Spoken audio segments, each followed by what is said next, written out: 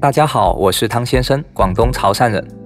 冬天干燥寒冷，容易引发呼吸道感染，导致咽喉不适。建议大家多吃一些养肺润肺的食物。今天我就用杏仁教大家做2款润肺的汤品。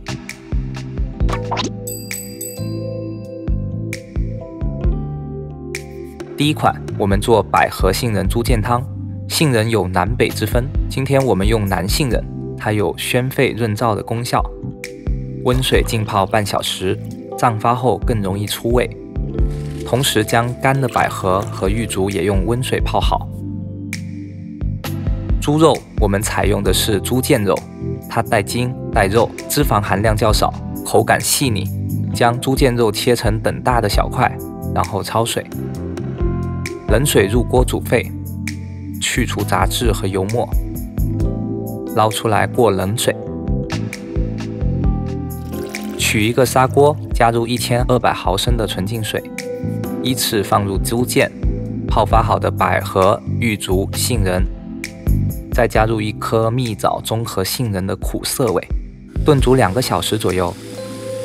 开锅后加入少许盐就可以了。杏仁特有的油脂香味和猪腱筋当中的胶质结合，清香中带有回甘。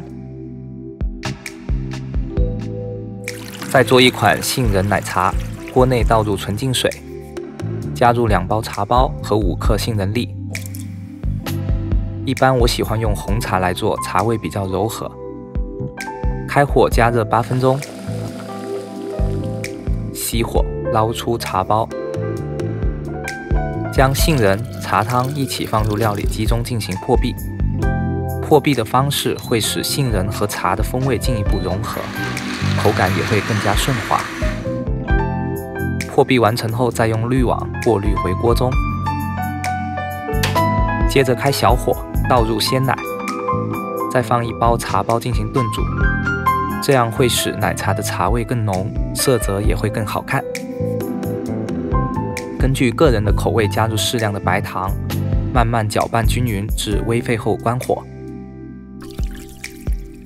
最后撒入煮熟的杏仁片，润肺又养胃的杏仁奶茶就做好了。